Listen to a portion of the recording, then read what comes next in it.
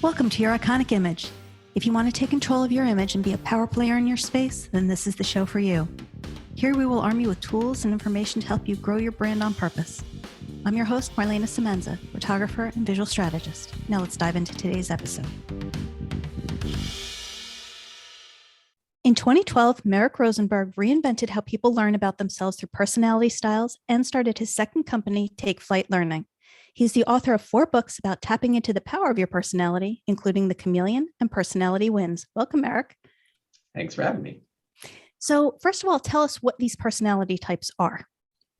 Well, there's 4 core styles, and historically they've been this alphabet soup of letters, and I wanted to make it easier and simple for people to remember. So I linked the 4 styles to 4 birds, makes it pretty easy and also very obvious too. If you think about an eagle, eagles are confident, they're assertive, they're take charge, very direct. They like to be in charge.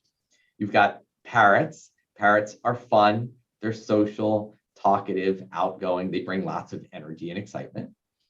Doves, caring, compassionate, or soft-spoken. This is that person in your family. They want everyone to get along. They are harmonious. They don't like conflict. They're the peacemaker. And then you have the owl, who's logical and analytical and detail-oriented. If they're going to do something, they have a plan and they do it right the first time. They're accurate and very systematic, and they ask lots of questions. So we've got 4 styles. We're not just one, we're a combination of all 4, but they play out in everything we do, from our personal relationships to work, wherever we go. Can we be one but strive to be another, or it's pretty much inherent in us, whatever the one is? There's often that 1 or 2 styles that are very strong for us, and they drive our success. They allow us to be who we are. If you work out of your style and you wanted to be something else, it would be exhausting. If you take something like public speaking, well, parrots tend to like to be in front of a group. They love the energy. They like the fanfare. And you took that parrot, you put them out on stage. They're loving it. It feeds their soul. But if you put them in a cubicle 8 hours a day and they had to crank data in spreadsheets and have 0 human interaction, they would go home exhausted every day. So if you had a parrot who was trying to be more like an owl, they're just not wired for it. It would drain them. And why not do what feeds you instead of what drains you? So be yourself. Trying to be somebody else is just going to exhaust you anyway. Which that makes perfect sense. So tell us, what are the strengths of each one? Like, how do we lean into that? If you look at the strengths of the eagle style, they're confident. That confidence drives them to want to be in charge, because if I'm in charge, I will make it happen. It drives them to take risks, because if I believe in myself, I might be taking a risk, but you know what? I will make it happen. I will achieve this objective. I'll accomplish something big. If you have someone like the dove, their strengths are their interpersonal skills.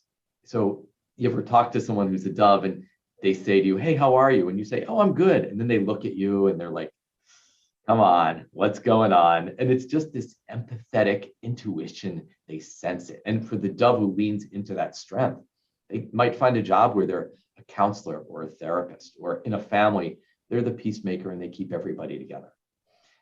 Parrot strengths are just those interpersonal skills, that ability to connect with people, talk with people. They can go to a conference, not know anyone, and it looks like they know everybody. And because they have this interpersonal ability, they're salespeople, they're able to sell, they're in human resources, they care about culture. They're the person in your family who brings fun and energy and excitement. And for the owl, their core strength is the ability to be patient and take their time and ask the right questions so they can do things well and do things right. And so they bring a sense of quality and accuracy and precision. And look, you want them in roles where if you don't do it right, it's going to be a problem. If you had a surgeon and you knew they were an owl, you might say, "I'm pretty good with that." I like the fact that they're going to take their time. They're going to make sure everything's done properly. So by leaning into our strengths and being who we are, we can be the best version of ourselves. So let me ask you this. Do each of them also then have inherent weaknesses that we need to be aware of? I don't necessarily think of them as weaknesses. What I think of them as, it's like pushing your strengths into the red zone. You take the owl style, and because they want to do things so correctly, if you drive that up and you push it into the red zone, it's like you crank up the strength too much, then they become the perfectionist and they're so critical and they can't get anything done. And you take the dove, and they're compassionate, they're caring, but take anything to an extreme, even love, and you just dial that up into the red zone, they may be smothering. I think of them as like the grandmother who's like, I'm full. No, no, no. Here, you eat. Well, I'll put some more on your plate. No, no, no, I'm full. All right, I'll wrap it for you. No, we got a long ride. No, don't worry about it. I'll give it to you. And it's love, but even love dialed up to an extreme, it can become smothering and become a weakness. Parrot optimism can become toxic optimism, where they're so positive that they're unrealistic, that they bring so much energy and excitement, but now they're frenetic and scattered and all over the place. So even something as good as optimism, dial it up too much, and now they're just not realistic or grounded. Eagles, they're direct. That's great. You know what they're thinking. They call it like it is. Yeah, but dial it up too much, push it in the red zone, and now they're blunt and insensitive and offending the people around them because they're too abrasive. So I don't necessarily think of the styles as having weaknesses. I think when you're getting to that space, there's some stressor that's causing that. And that's a red flag that something's out of balance and that we need to bring you back into balance so that you're using the strength of the style instead of those red zone behaviors, which probably push other people's buttons and really don't serve us. So how do we bring ourselves back into balance if we find ourselves going too far with our personality? The first step is to realize, okay, this is a behavior that's not serving me. If you're a parrot, you have to have that self-awareness to recognize, am I being optimistic or overly realistic? Am I being direct or am I being offensive? It's recognizing what your style looks like at a healthy level and knowing what you look like when you are out of balance. So that when you then display those out of balance behaviors, it's that trigger of like, oh, yeah, I probably said that a little too bluntly. I'm an eagle. All right, dial it back. Because once you do that, it's now getting in your way. As an eagle, it offends the people around you. Now you're not getting the results you want. And so it's understanding what you look like at a healthy level, but also what you look like in that out of balance, overused red zone level. So that when it happens, it triggers the thought, all right, dial it back, take a breath. Is there a way to determine what someone else is so we know perhaps how to work with them better or how to deliver information to them better? Absolutely. Look, if I were to model it for you, I'll show you and you can see if you can guess, all right, which style am I? And even just having known them for a few minutes, I will bet you'll be able to figure them out. So if I were to meet you and I just walked up to you and I said, hi there, nice to meet you, Merrick Rosenberg. What style does that emanate for you? Eagle. Absolutely. That confident, direct eagle. But if I said to you, hi, how are you? It's so nice to meet you. What a pleasure. What do you think? Dove. See how you do it instantly and you just learned it. It's like, I get it. Hey, how are you? Nice to meet you. Fantastic. So happy you're here. What do you think? I'm going to say Parrot. Exactly right. Hi, nice to meet you, Merrick Rosenberg. That would be the owl. Notice how fast you did it. It's that once you learn these styles, there's an energy to them and you feel it. It's almost like in a blink moment, having just learned them, you can still meet somebody and very quickly guess their style. And look, I'll give you a couple examples. Take somebody like Arnold Schwarzenegger, right? The Terminator, the Governator. What style do you think he is? I'm going to say Eagle. Exactly right. How about Ellen DeGeneres? She's got two. So I was going to say a cross between a parrot and a dove. Exactly right. I think she's a parrot primary style, dove secondary style. See, notice how you do it. How about somebody like Bill Gates? Definitely owl. Exactly right. Princess Diana. I'm going to say dove. Notice how, once again, you just learned them and you intuitively, instinctively know their style. And I will tell you this, the more you practice this, the better you get at it. You meet people, shake their hand, and it's like, got it in seconds. And it's the beauty of learning the birds is that once you know your own style and can read somebody else's style, now you know how to flex and adapt to them. It's what I call being the chameleon. When you meet them, you can be adaptable and flexible and not impose your style on them, but rather connect to them by reflecting their style back to them. So how do, let's say, if somebody is an eagle, which is so dominant, connect with somebody and work with and deliver information to somebody who is a dove without running them over? You can see the challenge is that the eagle's just very direct. They're calling it like it is. And all of a sudden they've been too direct and now they've offended the dove and now there's an issue. And it's sometimes it's a matter of finding that happy medium somewhere in the middle. And look, in our personal relationships, eagles marry doves most often. Parrots marry owls. Those opposites that are so different, they often connect because we want somebody who is different. But then when we find them, we've got to be able to connect with them. So if you have someone who's an eagle, they probably need to dial down the directness just a little bit. When you have someone who is that dove in that relationship, they also need to dial up the acceptance that, look, when they're being direct, that has nothing to do with me. That it's really not, oh my gosh, are they mad at me because they just sent me a one-line email? No, they're not mad at you. They're just direct. It's just who they are. So first of all, understanding it removes a lot of the drama, but also finding a happy medium. All right, I'll be a little less direct. All right, I'll be a little more direct. We'll meet somewhere in the middle and it works. And so it really comes back to understanding, but it's amazing how the drama melts away once you have that understanding. Is it more difficult for the more dominant personality to dial it back, or is it more difficult for the less dominant? I go back to the eagle and the dove. Yeah. Is it more difficult for the eagle to dial it back, or is it more difficult for the dove to speak up? They are equally difficult. It is just as hard for the eagle to communicate in a soft-spoken, emotional way that's empathetic as it is for the dove to stand in their power and be direct and assertive.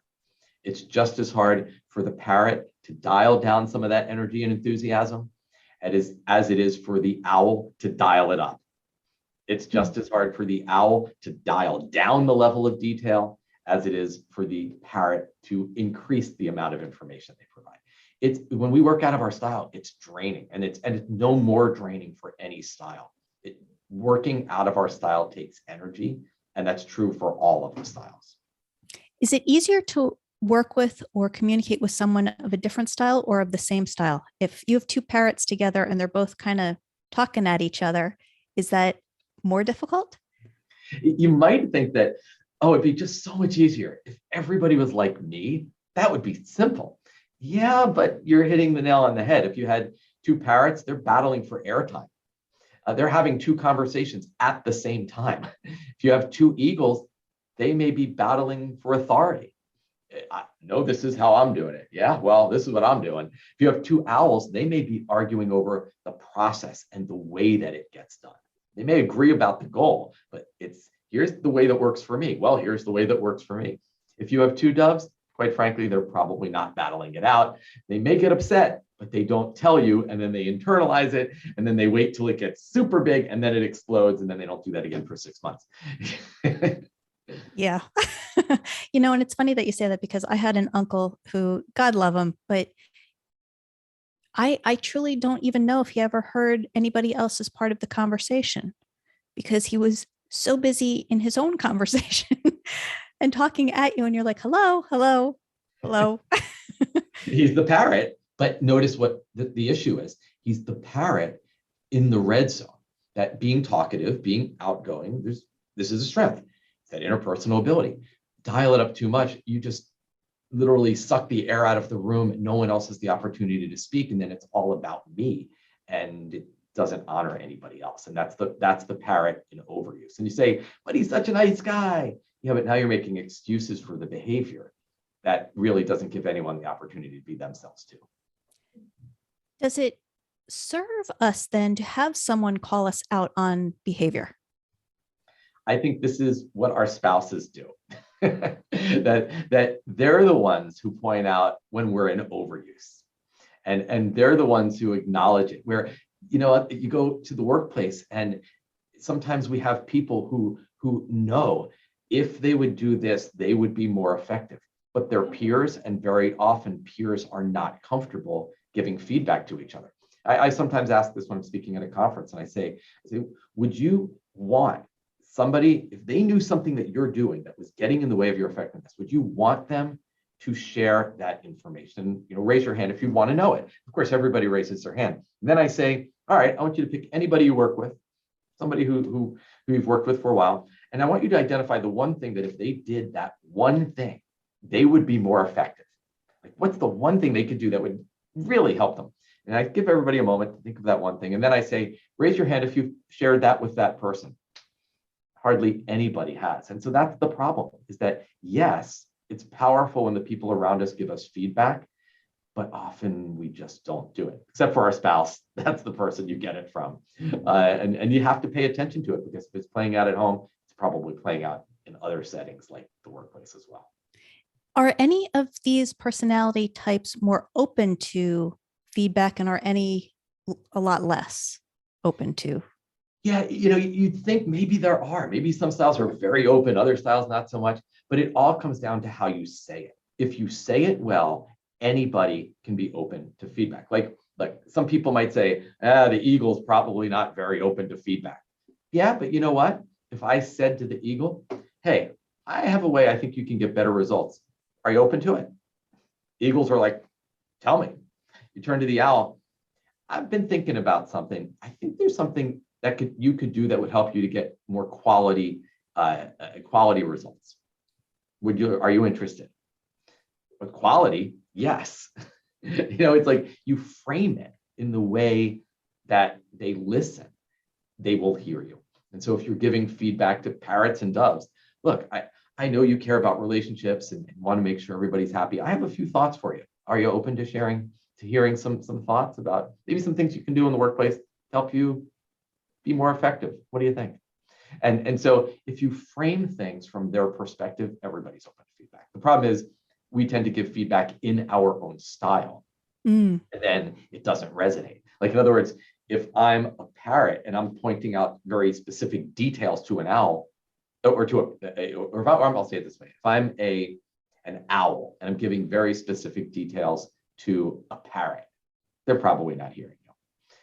If I'm an eagle and I go, bottom line, here's what you need to do, and you say that to a dove, they may not be hearing you. So you got to frame it from their perspective. Interesting. Now, because many of us are more than one bird, can we purposely draw up that other bird when we need to? Or, because I know you had said if we go against who we inherently are, that it becomes exhausting. So let's say I'm mostly eagle and I need to pull up, a parrot or something like that, but that's only a small piece of my personality, but it's still there. Can I do that? Or are there ways to do that? Or are there ways to lean into that a little bit more? Yeah, I think we have to learn to do that. I think we have to be able to get to a space where we're comfortable displaying any style. I'll give you a salesperson example. And here's what I always tell sales folks. If you are selling someone and their style is different from yours, one of you is going to leave that interaction exhausted. And it better be you. So this is true if you're a manager. Look, if you are interacting with someone, one of your direct reports, and they are very different from you, and you're delegating work to them or giving feedback to them, one of you is going to probably leave that interaction exhausted, and it better be you. And in our personal relationships too, we have to at least find that happy medium where we learn how to display all of the styles, because at some point you're going to need all of them. For a lot of people, there's the one style that is very low, and it gets them in trouble every now and then because they don't display it. I mean, if you imagine a parrot who's never detail oriented and tries to assemble something, and they're like, wow, they give you so many extra parts. No, they don't actually. It's like it gets them in trouble. And that's true for all the styles. There's that one style that's your lowest one that you have to learn how to tap into so you can do it when it's needed. You don't have to live there, but you have to be able to do it, or else it will get you in trouble at various times if you can't display that style. Are we better off? Let's say we are entrepreneurs and we run a business. This is a twofold question. How do we lean into our whatever style we are to grow our business or brand? And also, too, if we are very weak in an area, are we better served by hiring someone who displays that trait? Yeah, and I'll start with the second one. I always tell people that all the time. Staff your weakness. I worked with a CEO a while back, and I have an assessment that they can take. They can see their style, and you can see how from 0 to 100, what is your eagle? Okay, your eagle's a 70, your parrot's a 10, your dove's a 30, your owl's a 40. Like, you can see the graph of your style. And the CEO, he was an entrepreneur and started the organization about 2 years before that. And I was working with the senior leadership team, and he had grown the organization. He has a team now. I mean, they're moving. And he looks at me and he goes, "Isn't this crazy? Like, everyone's graph is exactly the same. And it's exactly the same as his." Yeah, nicely done. You hired 8 images of yourself. How's that working for you? Staff your weakness. It's like, bring people who complement you, who bring something else to the equation, not just people who mirror your own style. And so, without a doubt, we do tend, a lot of managers who are not self-aware will hire people in their own image. And now, that's not a great thing. And how do you step into the power of yourself? I think we naturally do that. I mean, you take somebody like Richard Branson, who's the Parrot. He's a Parrot CEO. He is very much a risk-taking, let's just do it. It's his business model is, well, buy an airplane. I can run an airline. How about we go into the world of soda, and we'll bring a tank into Times Square, and we'll just run over Coke and Pepsi. That'll be fun. I mean, that's what he does. It's like very Parrot methodology of running a business. You could guess I mentioned Bill Gates as an owl. He probably ran his business very differently as an owl. And so we inherently are going to use our strengths. It takes someone just to round that out, someone like a Howard Schultz from Starbucks. I once heard him say, "I wanted to create a business that my father never got to work at." And it's like, it's about culture for the Dove. They care about the environment and the culture at Starbucks. You look at somebody like Steve Jobs, very eagle. I don't care about what opinion surveys tell me, or focus groups. They don't know what they want. I'll create it, then they'll buy it. Like that is a very eagle methodology of how to run a business. But he also got fired from his own company because he was overusing his eagle. So I think we do inherently lean into our natural strengths. The key is to not overuse them, and to also recognize that I have some areas that I'm not good at, and I've got to staff that. Bring other people who are good. That's their inherent strength. If I'm a Parrot eagle. For me, I have owls who work for me, and I'm like, thank God they're here. They do all the things that it just shouldn't be doing. There's things I should not be allowed to do. And you know what? They do it, and they were hired to do it, and they love to do it, and they're good at it. And I am so thankful they are here. But if I hired people in my own image, that would not be a good thing. So I'm sure that you've got some way to help us if we're unsure what our true strength is, and also what our biggest weakness is. I'm sure you've got ways for us to learn that in your books and things like that. So talk to us a little bit about that. Yeah, the first thing I always have people do is take an assessment. Like, if they were go to takeflightlearning.com and they can see the assessment. And this way you start off with, which bird am I? What are my strengths? And also, what are my challenges? And the assessment, the report tells you all of that. But also they go through training programs. And we offer training programs to companies that you can go through and learn about your style, learn about your team dynamics, learn how you're impacting the people around you, learn how you're driving your own success. And it's powerful. The most self-aware people are the most successful people. They're also the happiest people. Agreed. And this is at the heart of learning about yourself, but it's also about learning about the people in your life and what do they need from you. And are you imposing your style on them, or are you treating them the way they need to be treated? And that's what we do in the training programs, is teach people how to treat people so they get their needs met too. Love it. So tell us a little bit about, because I know you have some books for adults. I also know you have a book for children. So talk to us a little bit about those. Yeah, The Chameleon, it was a fun book to write. It's a series of 22 fables. When I wrote Taking Flight, it's like one long fable. And then afterwards, okay, how do you use the birds in your life? That was like writing a movie. The Chameleon was like writing 22 episodes of a sitcom, each with a different plot and a different lesson. And it teaches you, how do you use the styles in your life? How do they show up? And how do you apply them so that you're connecting with people and being the best version of yourself? And I've always wanted to write a book for children. Everywhere I speak, people say, you've got to bring this to kids. I wish I knew this when I was younger. And so I used the time during the pandemic to create a children's assessment where they get to rate themselves. They can see their superpower. What is my natural gift? And then the children's profile is amazing because it gives them a sense of, here's me, but then it gives a section for parents. Here's how you parent that child. And then it gives a section to teachers. Here's how you teach that child given their style. And it's just super powerful. And then I wrote Which Bird Are You?, which is a fun children's book, teaches children about themselves and also how to get along with people. So the books are just really designed to be fun and light and accessible, but at the same time, powerful and transformative. So they're super fun to write. And I just I love hearing when people talk about how it's changed their relationship with their spouse or help them be a better leader. To me, that's amazing.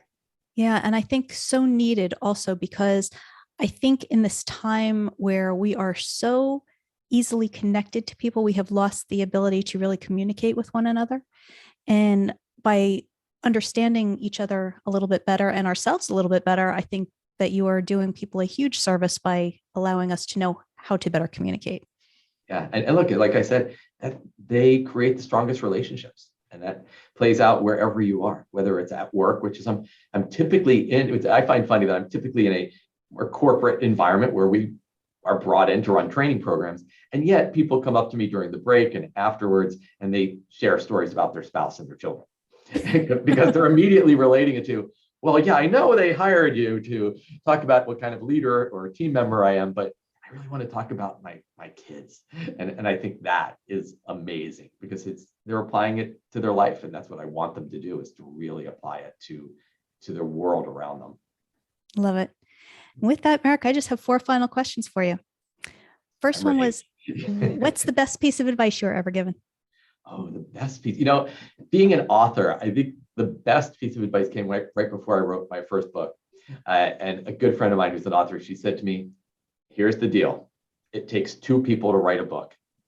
1 person to write it and 1 person to tell you to stop writing it. And I thought, that is so true, because you can edit that book forever. But I think that just applies to so many aspects in life. Sometimes you just have to decide, okay, good enough is good enough. And it's time to release this to the world. So I loved that, because I felt it. I'm like, of course, I'll write the book. And then after I edited it like 10 times, I'm like, oh, yeah, now I remember. Share with us one thing on your bucket list. I've spoken in 47 states. I've traveled the country. I've traveled the world, but I've got 3 to go. And so if anybody is listening in Alaska, Mississippi, or Arkansas, I'm coming. I've got to hit them all. I mean, you can't get to 47 and not hit all. No, absolutely. When the toy companies finally get around to making an action figure of you, what 2 accessories will it come with? Ooh. I love the idea of just being able to read somebody's personality instantly as a superpower, almost like Wonder Woman's magic lasso, where she can get you to tell the truth. I would that would be an amazing superpower, just to be able to meet somebody and instantly see their graph. I mean, the more you learn this, the better you get, but I think that would be amazing. I think living in the world of the birds, I think I have to go with wings. The ability to fly. I feel so connected to birds that I had this moment once where I went to a animal. It was a festival, and there was this owl there, this great horned owl, and the owl stopped. I walked by and I looked at him, and he spun his head and he stared into my eyes for like 2 minutes. And the person, it was a wildlife refuge that they had brought them. They were trying to raise money to help the animals, which was awesome.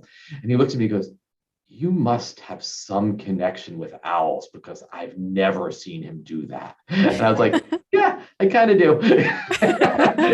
So meanwhile, the owl might have been thinking, you eagle parrot, you need me. Yes. So I think flying would be a really cool superpower. And the last one, how do people find you?